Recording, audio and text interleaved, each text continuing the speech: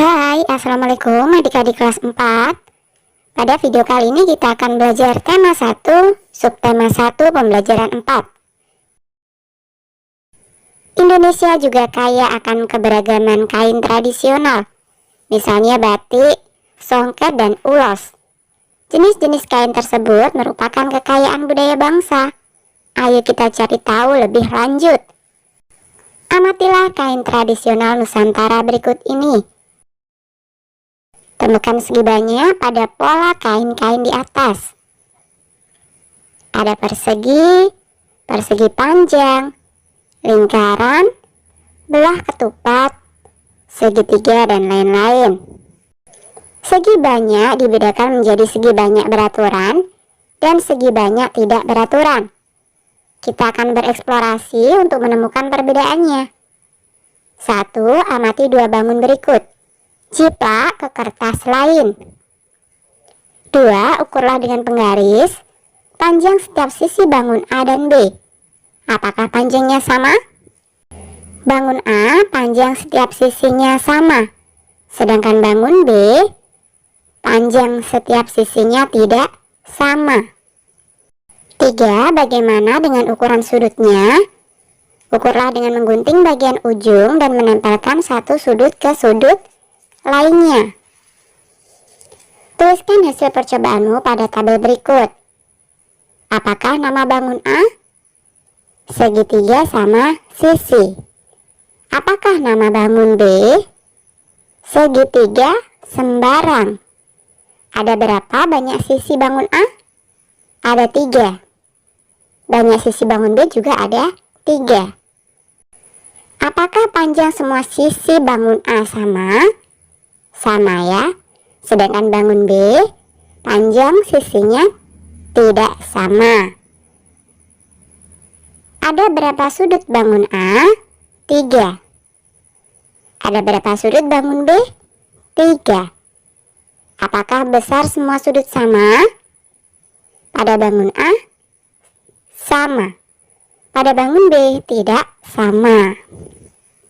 Segi banyak beraturan mempunyai seluruh sisi dan sudut yang sama besar. Segi banyak tidak beraturan mempunyai panjang sisi dan besar sudut yang tidak sama. Berdasarkan segi banyak yang kamu temukan pada pola kain di atas, kelompokkan ke dalam tabel berikut.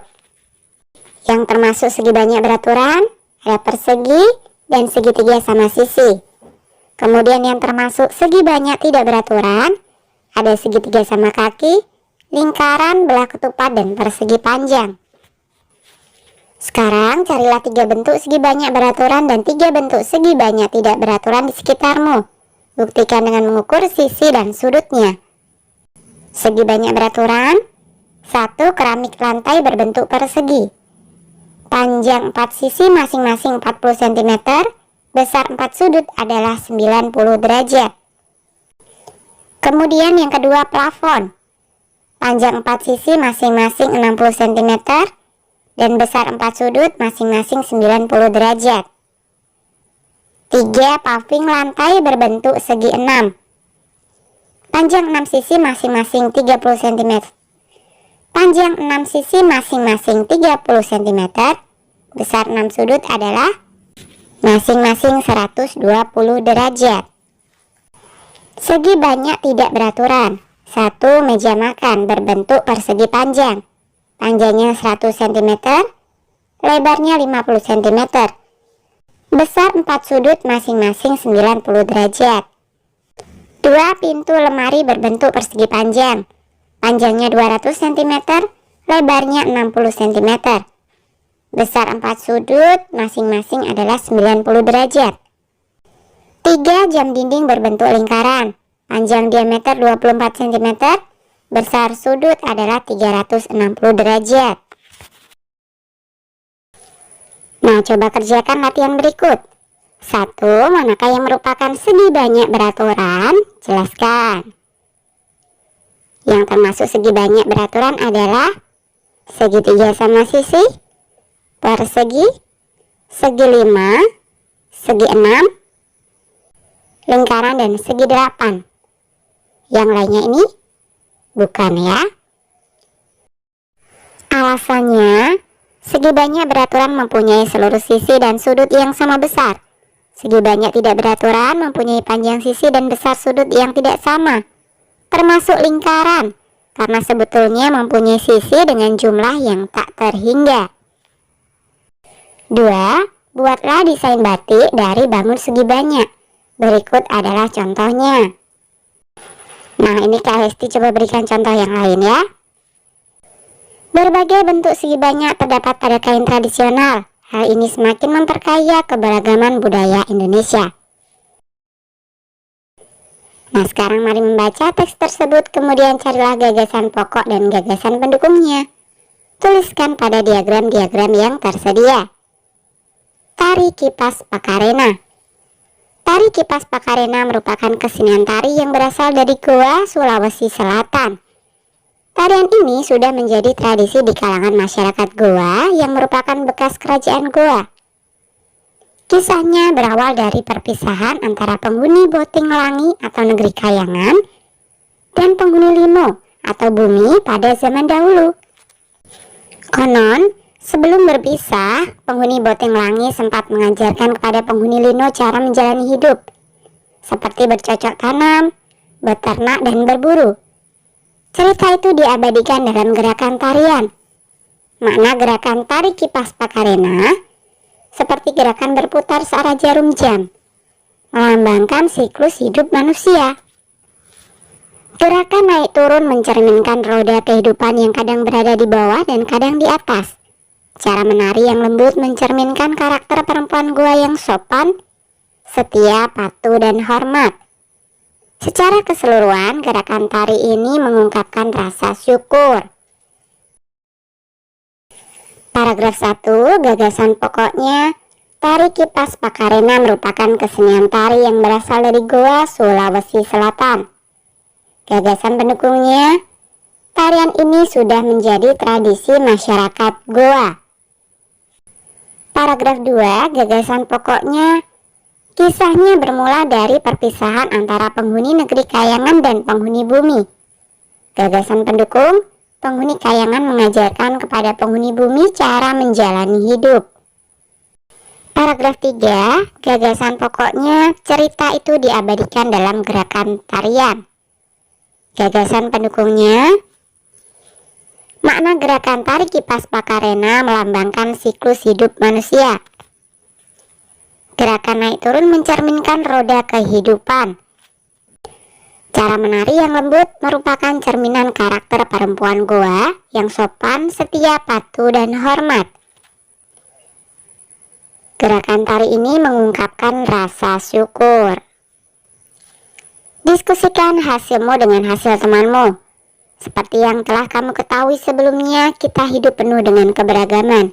Di dalam keluarga, hampir setiap anggotanya berbeda. Di sekolah, kamu mempunyai teman-teman yang berbeda. Di masyarakat, kamu mempunyai tetangga yang berbeda-beda. Tahukah kamu, perbedaan yang ada di keluarga, sekolah, dan masyarakat akan menjadi indah apabila dilandasi oleh persatuan dan kesatuan. Apa sebenarnya makna persatuan dan kesatuan? Untuk menjawabnya, mari kita lakukan kegiatan berikut. Ambil sebuah sapu lidi, cabut sebatang lidi dari sapu tersebut. Gunakan sapu dan sebatang lidi tersebut untuk menyapu. Bandingkan hasilnya. Nah, kaitkan jawabanmu dengan keadaan masyarakat Indonesia yang berbeda-beda. Tulislah kesimpulanmu pada kolom di bawah ini dan diskusikan jawabanmu secara berpasangan. Dengan filosofi tersebut tentunya dapat dipahami bahwa bila suatu bangsa dan negara bersatu padu, maka dapat membangun pertahanan yang kuat serta kerja lebih cepat terselesaikan. Kita asumsikan satu batang lidi sebagai salah satu suku di Indonesia, dan seikat lidi yang menjadi sapu adalah berbagai suku yang ada di Indonesia. Satu lidi mungkin tidak dapat membersihkan halamanmu yang kotor, namun seikat lidi atau sapu dapat membersihkan halaman kalian dengan mudah. Pada umumnya, sapu lidi digunakan untuk menyapu. Bisakah sebatang lidi digunakan untuk menyapu? Tentu saja tidak. Lidi dapat digunakan untuk menyapu jika terdiri atas beberapa puluh atau ratus lidi yang diikat cukup erat menjadi satu. Dengan menyatukan lidi-lidi dalam satu ikatan, akan tercipta kekuatan yang besar. Jadi, persatuan dan kesatuan dapat diartikan kumpulan bagian-bagian yang dipersatukan. Hal itu merupakan bukti pentingnya kekompakan dalam mewujudkan persatuan. Dengan demikian, persatuan tidak mementingkan kepentingan diri sendiri atau kelompok, tetapi lebih mengutamakan kepentingan umum. Nah, yuk kita temukan contoh-contoh lain sikap persatuan dan kesatuan dalam keberagaman. Sikap menunjukkan persatuan dan kesatuan. Yang pertama adalah toleransi. Artinya menghargai dan menghormati segala perbedaan yang ada, termasuk dalam agama dan kepercayaan sekalipun. 2. Tidak diskriminatif. Artinya memperlakukan semua orang dengan adil tanpa berpatokan pada latar belakangnya. 3. Mendahulukan kepentingan bersama daripada kepentingan pribadi. 4. Saling tolong-menolong. Sikap ini adalah wujud nyata adanya persatuan dan kesatuan dalam suatu lingkungan sosial. Kemudian contoh sikap yang tidak menunjukkan persatuan dan kesatuan. 1. Tidak toleransi. Artinya tidak menghargai dan menghormati pendirian orang lain. 2. Diskriminatif. Artinya membedakan perlakuan pada orang yang satu dengan orang lainnya atau tidak bersikap adil. 3. Mencemooh dan merendahkan kebudayaan dari suku atau daerah lainnya dan hanya mau mempelajari dan mengapresiasi kebudayaan suku atau daerah sendiri. 4. Individualis atau hanya mementingkan diri pribadi dan abai pada kepentingan bersama. Menurutmu, apa yang akan terjadi jika kita memiliki sikap persatuan dan kesatuan? Terciptanya kehidupan yang rukun dan damai. Bangsa Indonesia akan lebih cepat maju. Terwujudnya hubungan yang selaras antara warga negara, memperkuat ketahanan nasional dalam menghadapi segala ancaman dan gangguan dari dalam dan luar negeri, mencegah terjadinya konflik antar warga negara, serta keutuhan dan keamanan NKRI terjaga. Apa yang akan terjadi jika kita tidak memiliki sikap persatuan dan kesatuan?